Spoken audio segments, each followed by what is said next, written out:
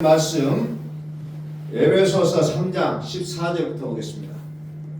에베소서 3장 14절에서 21절 말씀.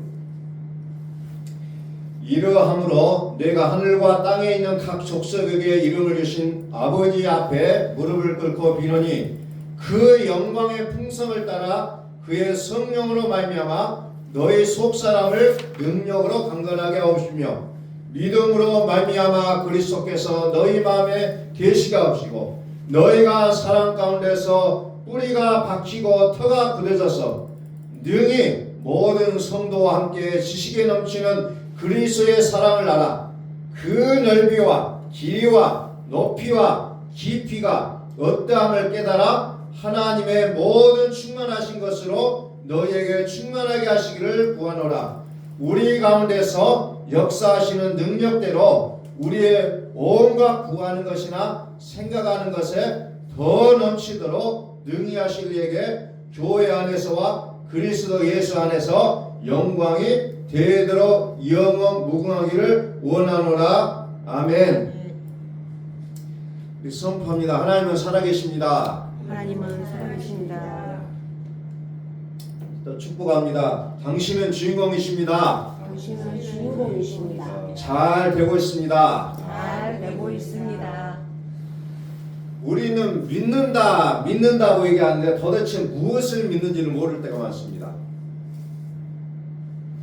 오늘 어떤 목사님이 그 페이스북에 써놓은 글을 보니까 우리 한국은 아멘병이 걸렸다는 거예요. 그냥 뭔지 모르고 설교자가 외치면 그냥 다 아멘 한다는 거예요. 그러다니까 뭐 어떤 하나님의 뜻과 전혀 상관이 없는 얘기를 해도 무조건 아멘이요. 그 다음에 그 정치적인 어떤 발언을 해도 그냥 아멘. 무슨 어떤 것을 얘기해도 무조건 아멘. 하나님의 뜻이 그러한가를 살펴봤던 초대 교회의 성도들처럼 돼야 될 것인데 무조건 아멘이라는 거예요. 무조건 아멘. 그러다 보니 교회에 병이 들어오기 시작한다는 겁니다. 초대교회는 핍박이 있었어요. 외부로부터 오는 강력한 제재가 있었음에도 불구하고 그들은 하나님의 말씀이 전달될 때마다 성경이 그러한가 살펴보고 그들은 아멘 했다는 거예요. 맹목적인 신앙은 하나님께서 원하시지 않는다는 겁니다. 오늘 17절 말씀 보니까 믿음으로 말미암아 그리스도께서 너희 마음에 계시게 하옵시고, 사도 바울이 에베소 교회를 향해서 어떤 기도를 했냐면은 그리스도께서 여러분의 마음에 계시기를 소원한다고 기도하고 있다는 겁니다. 네, 이게 우리의 신앙의 가장 핵심이거든요. 우리의 신앙의 목표는 어떤 물질적인 축복, 어떤 병이 낫고 이런 것을 목적이 두는 것이 아니라 오직 그리스도를 내 마음에 가지는 거라는 거죠. 그러면 다른 것은 다 해결되어진다는 거예요. 다 해결되어지는 거예요. 그래서 오늘 우리는 어떤 마음을 갖고 살아가느냐예요. 어떤 마음. 내 인생의 주파수가 어디에 놓여져 있느냐는 것입니다. 우리 어렸을 때 라디오를 굉장히 많이 들었어요. 근데 라디오를 듣다 보면은 막 북한 방송도 들려요. 그 다른 방송도 겹쳐서 들을 때가 있어요. 그래서 그럴 때마다 주파수를 맞춰서 내가 듣고 싶은 방송에 맞춘다는 겁니다. 오늘 우리의 인생에 있어서 어디에다 주파수를 맞추고 살아갈 것인가 하는 부분을 우리가 이 시간에 생각해 보자는 겁니다. 끊임없이 제가 말씀을 드리는 게 뭐예요? 너희 안에 이 마음을 품으라. 곧 그리스도 예수의 마음이, 그리스도 예수의 마음은 뭐예요? 생명의 근원이라는 겁니다. 무릇 지킬 만한 것보다 더욱 내 마음을 지키라. 생명의 근원이 이에서 남이라. 잠언서 4장 23절에 그리스도 예수의 마음은 생명의 근원이라는 겁니다. 그래서 이 마음을 지키라는 거예요. 마음이 생명의 근원이라는 거예요. 생명의 근원. 그래서 오늘 제가 마음과 생각이라는 것을 도대체 좀 섞여서 쓰는데 무슨 말인가라는 부분을 한번 살펴봤어요. 그랬더니 마음은 감정, 의지, 그 직관 이런 모든 것을 아우르는 넓은 개념이 마음이에요. 여기는 기쁨이 있고 슬픔이 있고 놀람이 있고 즐거움이 있다는 거예요. 희노애락이 마음속에 있다는 거죠. 또 그보다 더 조금 좁은 의미로 생각이라는 게 있어요. 생각, 기억이나 지식이나 고정관념 등 이성적인 관념적 측면, 즉 마음 안에서 이루어지는 특별한 활동이 지식이라는 생각이라는 겁니다. 생각. 그러니까 좀 넓은 의미로는 마음이고 좁은 의미로는 이제 생각으로 우리가 보면 된다는 거죠. 그러다 보니까 마음이다, 생각이다 이런 말들이 좀 왔다 갔다 하면서 우리가 사용할 때가 많다는 겁니다.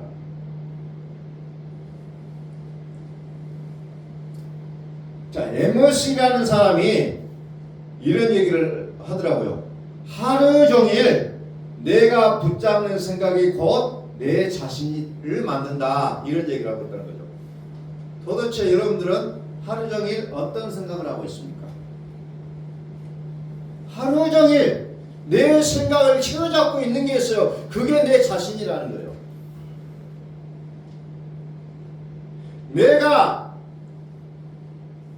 종일 머무는 생각이 곧 내 인생의 주파수를 결정한다는 거예요. 반복해서 품는 생각이 현실을 바꾼다는 겁니다. 그래서 우리의 생각, 이게 무서운 거예요. 그럼에도 불구하고 우리는 생각을 할 때 자꾸 나쁜 생각을 많이 하게 돼 있다는 거죠. 왜? 우리는 어때요? 처음부터서 우리의 DNA가 마귀라고 했어요. 마귀. 요한복음 8장 44절입니다. 우리의 DNA가 악한 자에게 붙잡혀 있다는 거예요. 그래서 우리는 생각하면 자꾸 악한 마음이 들고 이것은 안 되는 이유만 찾아낸다는 겁니다. 할 수 있는 이유를 찾아내면 얼마든지 할 수 있게 될 것인데 우리는 할 수 없는 이유만 찾아내요. 무엇을 하자 그러면. 교회도 마찬가지요. 교회 공사를 할 때 하면 될 것인데 여러 가지 이유를 만들어요. 이래서 안 됩니다. 이래서 안 됩니다. 또 내가 어떤 일을 하는 데 있어서도 내 인생의 목표를 가지고 있음에도 불구하고 이래서 안 된다는 이유만 줄줄이 만들어 놓다는 겁니다. 그러니까 어때요? 안 된다는 겁니다. 내 생각부터 안 되니 결국은 우리의 삶 전체가 안 되는 것으로 되어 있다는 겁니다. 그래서 우리의 생각이 그만큼 중요하다는 겁니다. 오늘 이 순간에 잘 안 됐어요. 그럼에도 불구하고 내 생각이 그것을 하고자 하는 그 생각을 갖고 있으면 되어진다는 겁니다. 에디슨 있잖아요. 에디슨. 그 발명한 에디슨이 그 전기를 발명할 때 뭐 1만 번인가 실패를 했다 그래요. 남들은 실패했으니 하지 말라고 하는데 이 에디슨이라는 사람은 내가 1만 가지 안 되는 이유를 안 될 수밖에 없는 것을 찾아냈다 하면서 또 한 번 연구하다 보니까 전기가 만들어졌다고 하는 거예요. 그러니까 똑같은 사건이 있을지라도 생각의 차이라는 거예요. 생각의 차이. 어떤 생각을 갖고 있느냐에 따라 그 일이 되어지고 안 되고 이미 결정나 있다는 겁니다. 1만 가지 안 되는 이유를 찾아냈다는 거예요. 그런데 옆에 있는 사람들은 이제 그만해라 이 말이 나온다는 겁니다. 그러나 에디슨은 이제 1만 가지 이유를 찾았으니 될 수밖에 없다. 그런 결론을 내리고 그 일을 계속 중단하지 않았다는 그런 이야기가 있다는 겁니다. 어디에 마음을 두고 어떤 생각을 하고 살아가십니까? 육신의 생각은 사망이요 영의 생각은 생명과 평안이라 로마서 8장 6절에서 말씀하고 있어요. 육신의 생각은 죽음이다. 그러나 영의 생각은 생명과 평안이다. 우리의 생각이 바로 생과 사가 왔다 갔다 한다는 거예요. 생과 사가 왔다 갔다 해요. 이것을 또 우리의 생각 속으로 접근하면 이것이 성공하냐 실패하느냐 이것이 우리 생각에 달려있다는 거예요.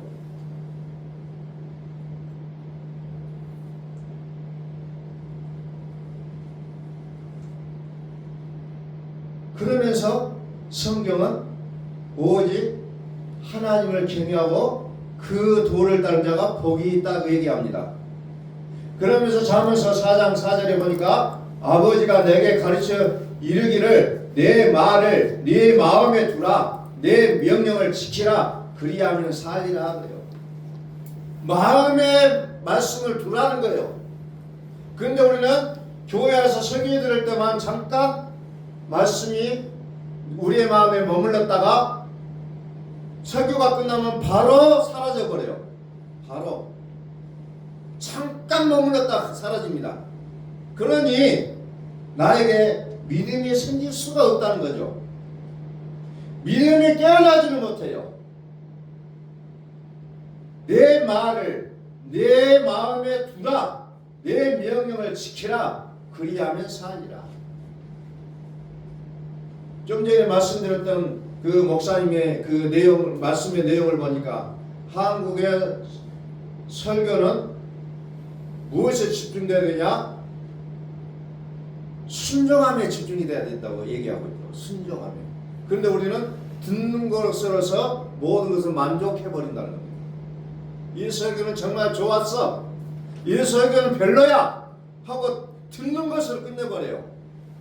순종까지 가지 아니하면 말씀은 의미가 없다는 겁니다. 의미가 없어요.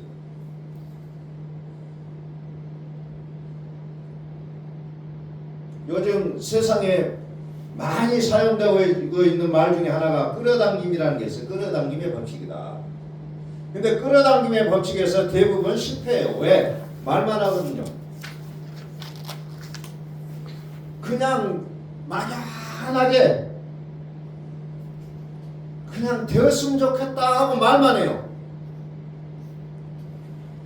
근데 더 진취적인 사람들이 그 끌어당김의 법칙을 설명하는데 결론이 뭐냐? 행동하지 않기 때문에 그것은 반드시 되지 않는다고 얘기합니다. 행동으로 옮겨져야 된다는 거죠. 내가 하나님을 정말 믿어요. 그런데 내가 하나님의 말씀을 전혀 상관없이 한다면 이것을 믿는다고 얘기할 수 있겠느냐는 거예요. 그러니까 야고보 사도 같은 경우는 뭐라고 얘기하냐면은 그 믿음을 죽었다고 얘기한다는 겁니다. 죽은 믿음이다. 죽은 믿음이다. 믿는다고 얘기해요. 누가 얘기하면 막 그냥 생명 걸고 싸워요. 그런데 자기는 그걸 그렇게 살지도 않아요. 그것을 믿음이라고 얘기하냐? 성경은 그것을 믿음이라고 말하지 않는다는 겁니다. 우리 기독교인들이 가장 착각에 빠져있는 것이 개념 속의 하나님이에요. 개념 속의 하나님. 내 어떤 지식 속의 하나님. 그러니까 어때요? 생명이 없다는 겁니다. 믿음의 능력이 없어요. 개념으로 말씀을 끌어들이지 말라는 겁니다. 생각으로, 사상으로. 그냥 이게 우리의 삶이 되어야 된다는 거죠. 삶이.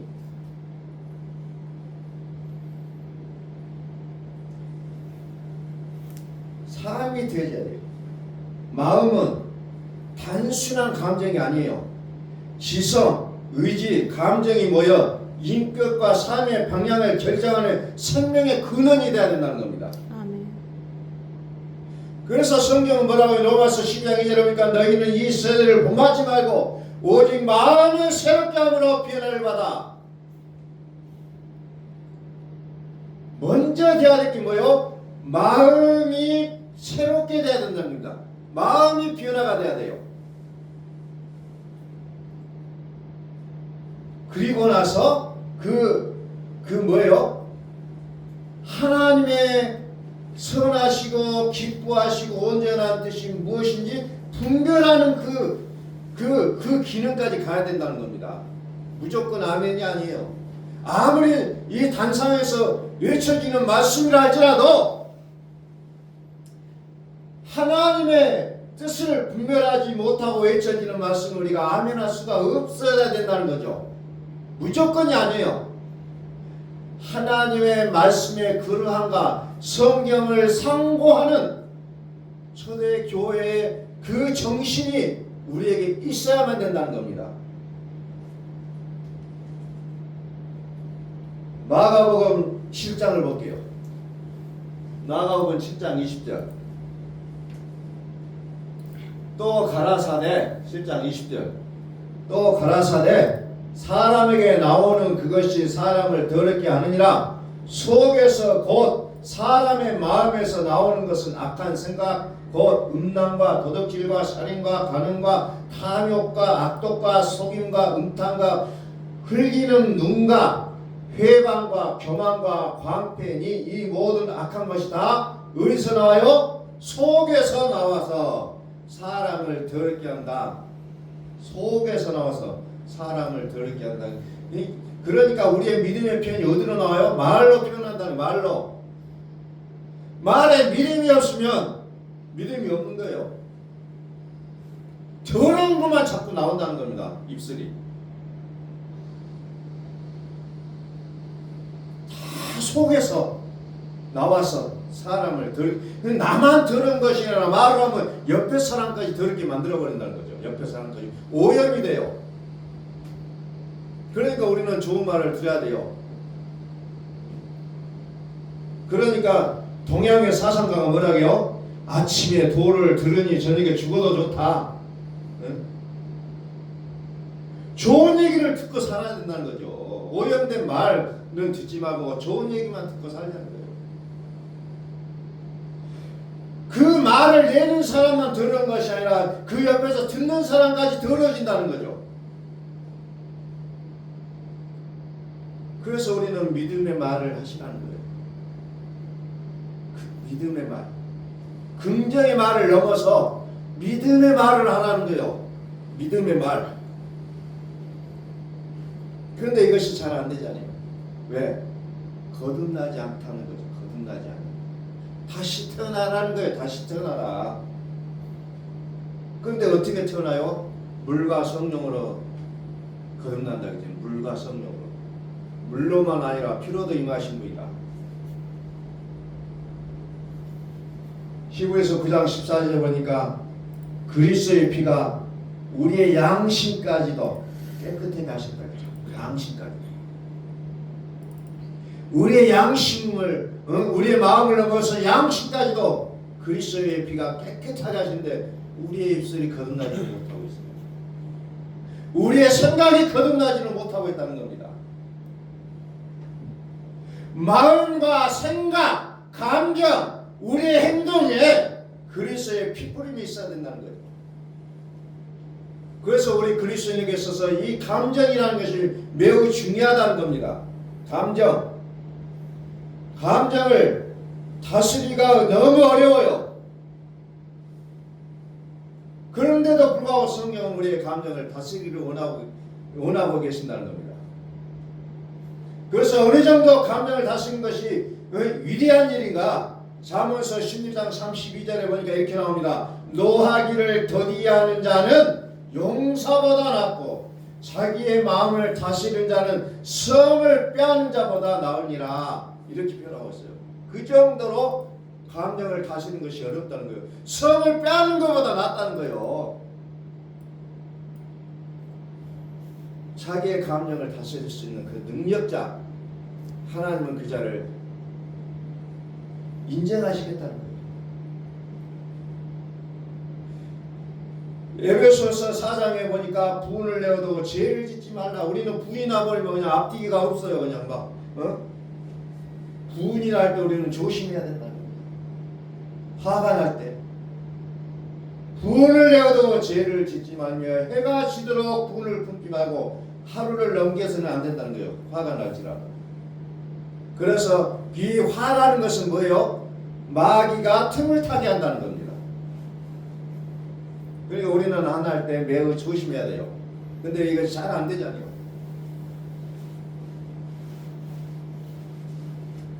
야고보 사도가 또 얘기합니다. 사람의 성내는 것이 하나님의 의를 이루지 못한다 그랬어요. 사람이 성내는 것이 하나님의 의를 이루지 못한다. 근데 우리는 이 분을 다스리지 못하고 산다. 이 감정이라는 것이 그렇게도 중요한 거예요. 이 감정을 다스리지 못하면 안 된다는 것이요. 요즘 보니까 이 감정이 결국은 모든 것을 이루는 매개체로 설명하는 사람들이 있더라고요. 내 감정이 내 뜻을 이루게 하는 어떤 매개체로 설명되어지는 부분들이 많이 있어요. 우리는 그 감정을 그냥 단순하게 생각할 때가 많이 있잖아요. 나 화나면 좀 억누르고 어쩌고 하는데 그런 것마저도 우리 속에서 점점 멀리 하라는 겁니다. 어리석은 자는 그 노를 다 드러내도 지혜로운 자는 그 노를 억제하느니라. 사무엘서 29장 11절에 보면 이렇게 나오고 있어요. 어리석은 자는 그냥 화나는 대로 해요. 사람이 정말 깊은 사람인지 낮은 사람인지 어디서 하느냐? 화가 났을 때 한다는 겁니다. 이 사람이 어느 정도 절제력이 있는지 화났을 때 보면 안다는 거예요. 그래서 어리석은 사람은 그냥 화가 나면 다 쏟아버려요. 그러나 지혜로운 사람은 화가 날지라도 그것을 다스린다는 거예요. 억제하는 거예요. 그리스도의 피로 양심까지 깨끗하게 하신 하나님, 나의 감정을 다스려 주셔서 내 입술이 악을 행하지 않게 하소서. 우리는 기도하시라는 거예요. 내가 그것을 마음대로 할 수 없기 때문에 하나님을 의지하시라는 거예요. 로마서 7장에 보니까 내가 내 마음을 마음대로 할 수 없다는 것을 얘기하고 있습니다. 로마서 7장 19절에 보니까 내가 원하는 바 선을 하지 아니하고 도리어 원치 아니하는 악은 행하는도다. 마음과 같지 않다는 거예요. 우리 고백 많이 하잖아요. 마음과 같지 않아요. 나 원래 그러고 싶지 않았는데 나도 모르게 그렇게 했어요.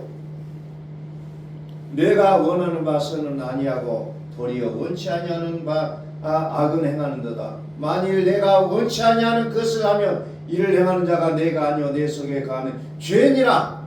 내가 하는 것이 아니라 사도 바울은 내 속에 있는 죄가 그랬다고 자기와 죄를 분리시켜 놓고 얘기하고 있습니다. 그러면서 사도 바울이 깨달았답니다. 뭘 깨달았습니까? 선을 행하기 원하는 나에게 악이 함께 있다. 내 속에 선과 악이 공존하고 있다. 내 속에. 그래서 뭐라고 합니까? 나는 공부한 사람이다. 내 몸이 사망의 몸이다. 이렇게 표현하고 있습니다. 죽음의 몸이다. 육신의 생각은 사망이요 영의 생각은 평안이다. 우리가 마음의 뿌림을 받아 양심의 악을 깨닫고 몸을 맑은 물로 씻었으니 참 마음과 온전한 믿음으로 하나님께 나가자.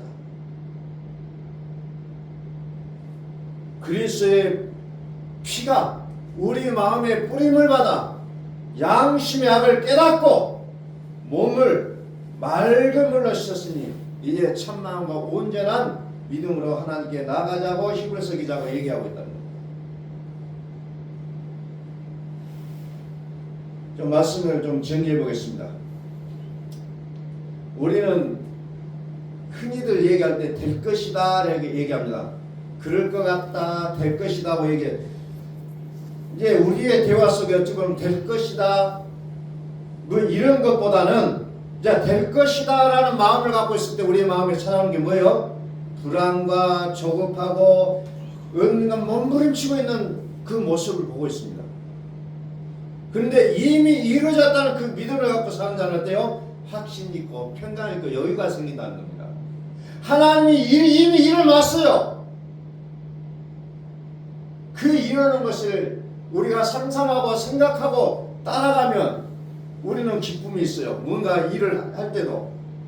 그런데 될 것이다 하고 뭔가 주문을 하고 가는 사람은 불안하다는 겁니다. 조급해요. 그러다 보면 어때요? 말이 헛나오게 돼 있다는 겁니다. 믿는다면 그냥 믿으시라는 거예요. 우리는 되어질 것을 믿는 게 아니라 되게 하시는 하나님을 믿는 사람들이에요. 환경과 조건을 믿는 것이 아니라 하나님 그분을 믿는 거예요. 그러니 하나님을 믿는 그 삶에는, 그 인생길에는 확신과 평화가 있다는 겁니다. 그러니까 사람을 대할 때도 여유가 있어요. 말을 할 때도 여유가 있어요. 다급하게 말하지 않습니다. 우리 다시 한번 선포합니다. 하나님은 살아계십니다. 하나님은 살아계십니다. 다시 우리 축복합니다. 당신이 주인공이십니다. 당신은 주인공이십니다. 잘 되고 있습니다. 잘 되고 있습니다. 우리는 이미 잊을 수 없는 은혜를 받았잖아요. 무슨 은혜를 받았어요? 그가 찔림은 우리의 허물을 인하며 그가 상함은 우리의 죄악을 인함이라. 그가 징계를 받음으로 우리가 평화를 누리고 그가 채찍에 맞음으로 우리가 나음을 입었도다. 우리는 다 양같아서 그릇 행하여 각기 제 길로 갔거늘 여호와께서는 우리의 죄악을 그에게 담당시키셨도다. 잊을 수 없는 은혜요. 그분께 맡겨버렸다. 그분이 대신 졌다는 거예요. 어린 양, 세상 죄를 지고 하는 어린 양, 하나님의 어린 양 대신해줬어요.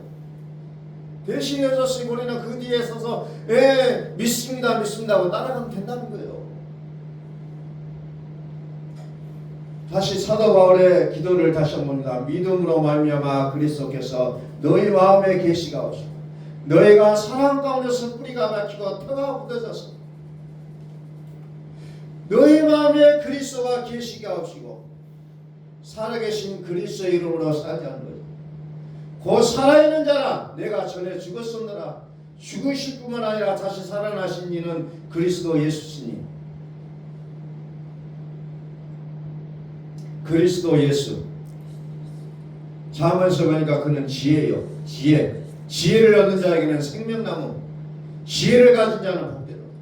오직 부르심을 입은 자에게는 유대인이나 헬라인이나 그리스도는 하나님의 능력이 하나님의 지혜다. 그래서 하나님의 지혜는 그리스도다라고 얘기하고 있습니다.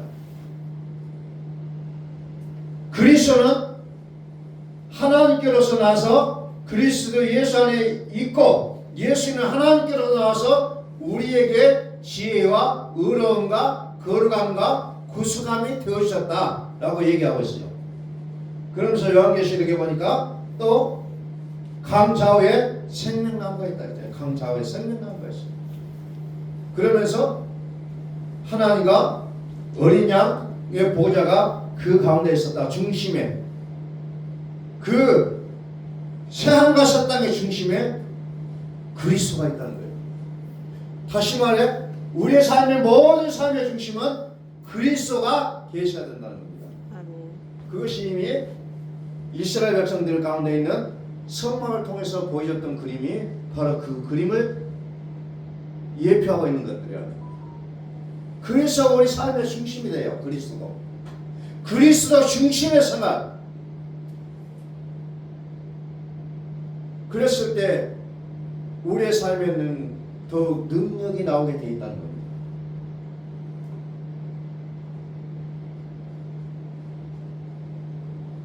그리스도를 우리의 마음 가운데 가지시고 그분이 우리를 제시하여 살으신 것을 우리는 보는 우리의 삶이 되시기를 예수 그리스도의 이름으로 선포합니다. 아멘. 기도하겠습니다.